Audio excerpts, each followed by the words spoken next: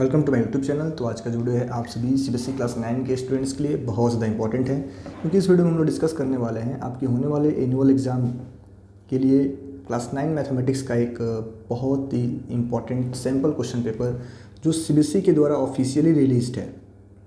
ठीक है, और ये ऐसा सिंपल क्वेश्चन पेपर है, अगर आप इसको अच्छे से सॉल्व करके जाते हैं तो 100% आप अपने क्लास 9 के मैथ्स एग्जाम में मोर देन 95% मार्क्स स्कोर कर पाएंगे, क्योंकि कुछ एक मार्क्स आपके स्कूल द्वारा इंटरनल भी प्रोवाइड किए जाते हैं।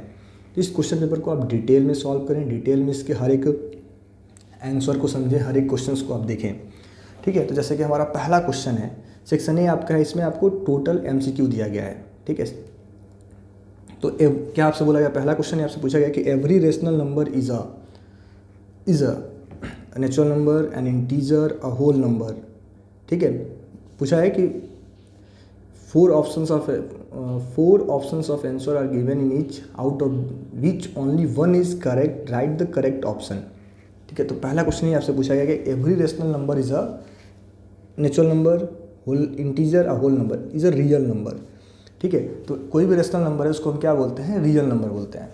क्या बोलते हैं, रियल नंबर, क्योंकि रेशनल नंबर आपका नेचुरल भी हो सकता है, इंटीजर भी हो सकता है, होल नंबर भी हो सकता है। फिर आपसे पूछा गया the distance of point 2,4 from x axis. कोई भी पॉइंट का एक्स एक्सिस से डिस्टेंस कितना होगा, तो उसका होता है वाई कोऑर्डिनेट ही आपका आंसर होगा। क्या होगा, 4 यूनिट्स।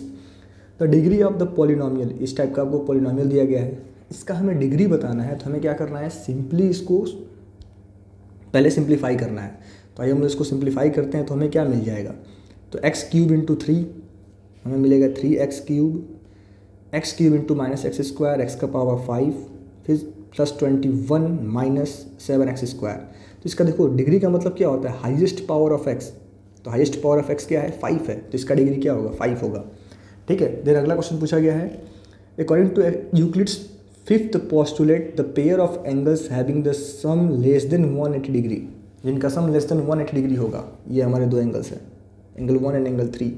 ठीक है, the length of chord which is a distance of 12 centimetre from the centre of circle of radius 13 centimetre. तो पहले आप लोग एक सर्कल बनाओ।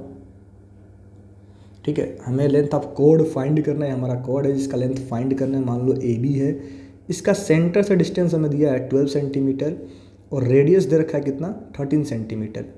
तो बाई पाइथागोरस थ्योरम जब आप निकालोगे तो 169 माइनस 144 कैसे किया मैंने, तो 13 का स्क्वायर माइनस 12 का स्क्वायर जो कि आएगा 25, यानी √25। तो ये पार्ट कितना आ गया, 5 आ गया, तो ये भी होगा 5, कितना आंसर होगा, 10 सेंटीमीटर। ठीक है, देन अगला क्वेश्चन हमारा है कि if the volume of sphere is numerically equal to its surface area then its diameter is. तो क्या बोला गया कि जो वॉल्यूम ऑफ स्फीयर है वो किसके इक्वल है, इसके सरफेस एरिया के, तो उसका डायमीटर क्या होगा। If the volume of sphere is numerically equal to its surface area then its diameter is.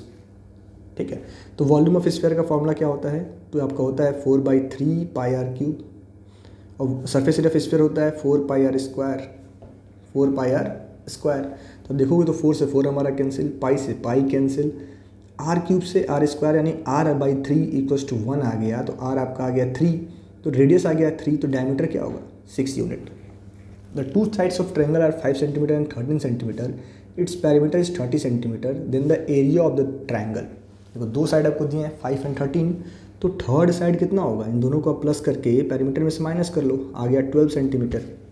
तो आप ध्यान से देखोगे तो 12, 5 एंड 13 ये क्या है, एक पाइथागोरियन ट्रिपलेट है, मतलब पाइथागोरस थ्योरम को फॉलो करते हैं। मतलब हमारा ट्रायंगल कैसा है, तो जो हमारा ट्रायंगल है वो एक राइट एंगल ट्रायंगल है। क्या है, तो हमारे पास एक राइट एंगल ट्रायंगल है, तो इसका एरिया हम कैसे फाइंड करेंगे, तो 1/2 बेस इंटू में हाइट, तो क्या हो जाएगा 6 × 5 30। ठीक है, तो 30 सेंटीमीटर स्क्वायर।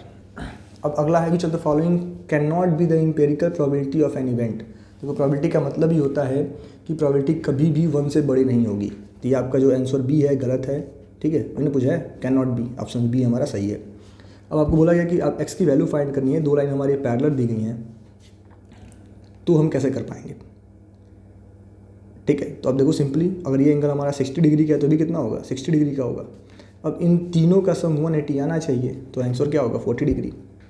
अगला क्वेश्चन है the diagonals of parallelogram are equal, bisect each other, are perpendicular to each other, bisect each other at right angle. बस बाइसेक्ट ईच अदर होगा, डायगोनल्स ऑफ पैरेललोग्राम इक्वल नहीं होते हैं। ठीक है, तो ये आपके 10 MCQ थे जो आपके होने वाले कह लो एनुअल एग्जाम्स के लिए बहुत ज़्यादा इंपॉर्टेंट हैं, और ऐसे क्वेश्चन ही आपके एग्जाम्स में आप सभी से पूछे जाएंगे। तो इनको आप ध्यान से प्रिपेयर करें, अच्छे से पढ़ें इनको।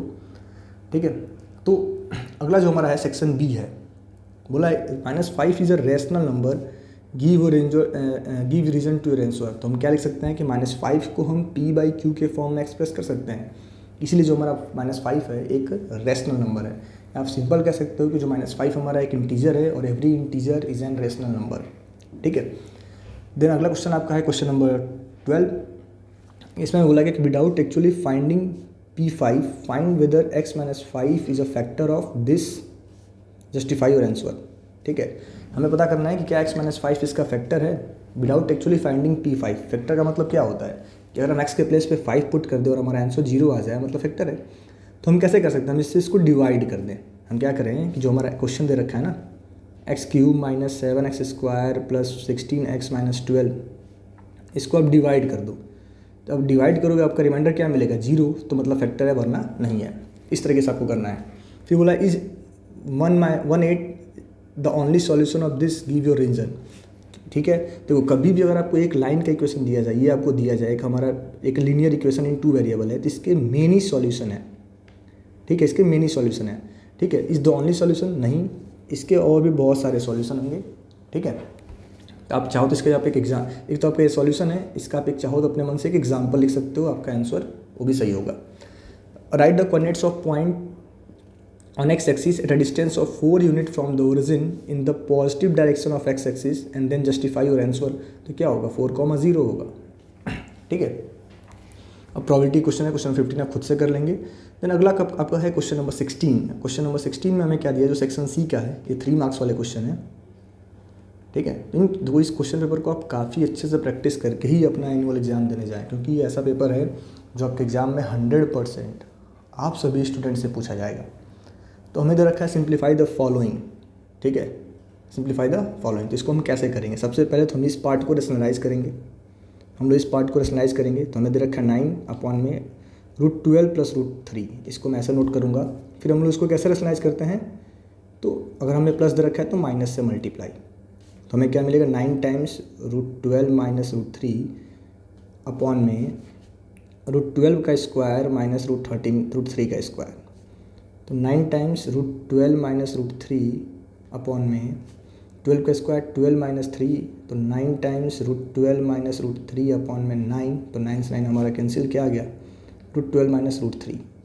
ठीक है, तो इनके प्लेस पे हम क्या लिख सकते हैं क्वेश्चन में अपने कि प्लस √12 - √3।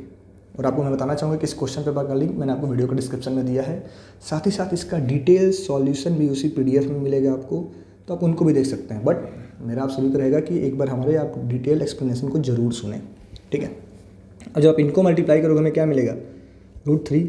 इसको जब हम मल्टीप्लाई करेंगे तो -√12 इंटू में √3 प्लस 1 - √12। ठीक है, तो ये होगा आपका √3 से कैंसिल, √12 से √12 कैंसिल, हमारे पास क्या बचा 1 एंड दिस। ठीक है, तो ये आपका आएगा -6 + 1 जो कैंसिल होगा -5। देन अगला क्वेश्चन आपका है, देखो इसको आप खुद से कर लेंगे। ठीक है, फिर आपको वेरीफाई करना है, तो वेरीफाई करने का मतलब क्या है, इनको हम पहले सिंप्लीफाई करेंगे, देन इसको सिंप्लीफाई करेंगे और इसको हम वेरीफाई कर पाएंगे।